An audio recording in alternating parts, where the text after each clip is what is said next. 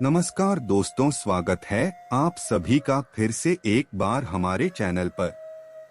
मित्रों, धर्म कोई सा भी क्यों ना हो, हर किसी में यही बताया गया है कि जिसने इस धरती पर जन्म लिया है उसकी मृत्यु निश्चित है।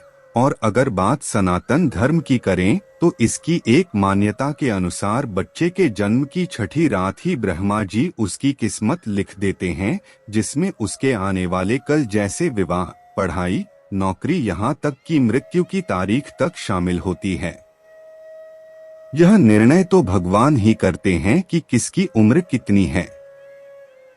आपने यह कहावत भी जरूर सुनी होगी कि जितनी चाबी भरी राम ने उतना चले खिलौना। दोस्तों, इस कहावत में साफ है कि किसकी मृत्यु कब होनी है यह तो भगवान ही तय करते हैं।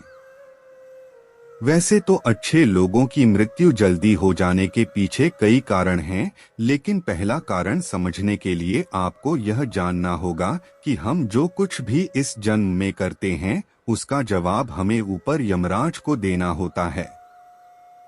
अगर उसके पाप का पलड़ा भारी होता है तो उसे नर्क में यातनाएं काटनी पड़ती हैं, और अगर पुण्य का पलड़ा भारी हो तो उसे स्वर्ग का सुख मिलता है। और यही चक्र कई युगों तक चलता रहता है, जब तक उसे मोक्ष की प्राप्ति नहीं हो जाती। इस मृत्युलोक में हर कोई अपने किए की सजा ही भुगतने के लिए आता है। कोई आत्मा इंसान बनती है तो कोई जानवर के शरीर में प्रवेश करती है, ये उसके संचित कर्मों के आधार पर ही तय होता है।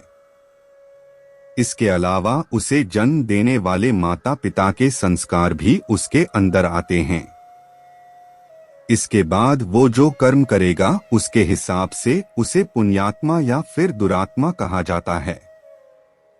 अब यही पुण्य आपकी मृत्यु की तारीख को भी बदल देते हैं।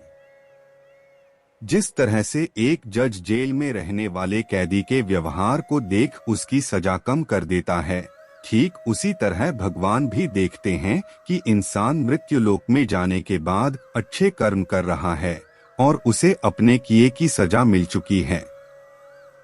और जब उन्हें लगता है कि अब उसे मृत्युलोक में नहीं रहना चाहिए तब वो उसे बुला लेते हैं।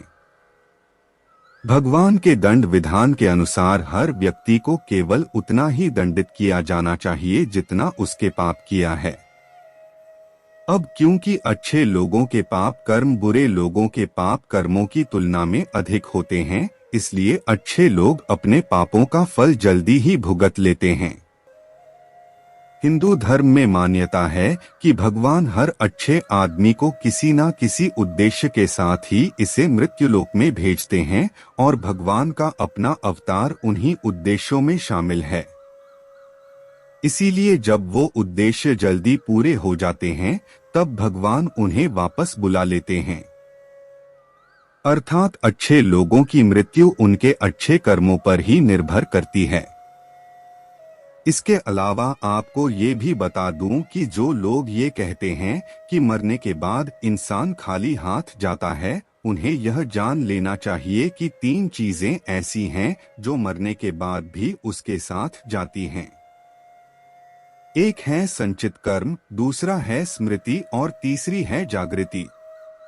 इसीलिए आप अब किसी से ये मत कहना कि आप खाली हाथ आए थे और खाली हाथ जाएंगे। क्या आपने कभी एकांत में यह सोचा है कि आपको यह मानव जीवन क्यों मिला है? तो दोस्तों, महाभारत में युधिष्ठिर महाराज के एक प्रश्न के उत्तर में भीष्म पितामह ने कहा था कि मनुष्य से बढ़कर कोई भी जीव नहीं है।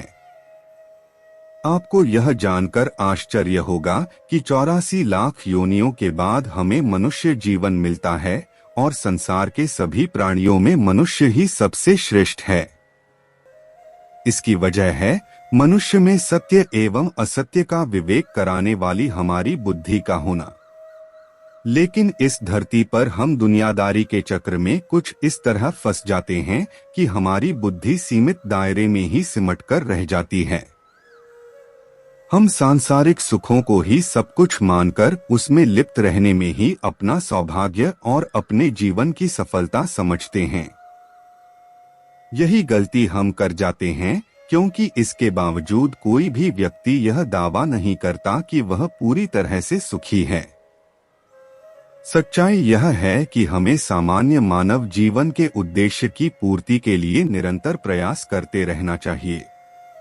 यह सच है कि अपने और अपने परिवार का भरण पोषण की जिम्मेदारी हमारी है और हमें इसे हर हाल में निभाना चाहिए। लेकिन क्या आपको यह मालूम है कि आप कहां से आए हैं और आपको कितने दिनों तक या कितने सालों तक इस जगत में रहना है और आपकी मंजिल क्या है? तो इन प्रश्नों के उत्तर में ज्यादातर लोग यही कहते हैं कि पता नहीं, ऐसे लोग बड़े ही अजीब होते हैं। वो यात्रा तो कर रहे होते हैं पर यात्रा के संबंध में उन्हें कुछ जानकारी नहीं होती। दोस्तों, हमें आप सभी के सहयोग की जरूरत है। कृपया हमें सहयोग करें, चैनल को सब्सक्राइब करें और वीडियो को एक प्यारा सा लाइक भी कर दें।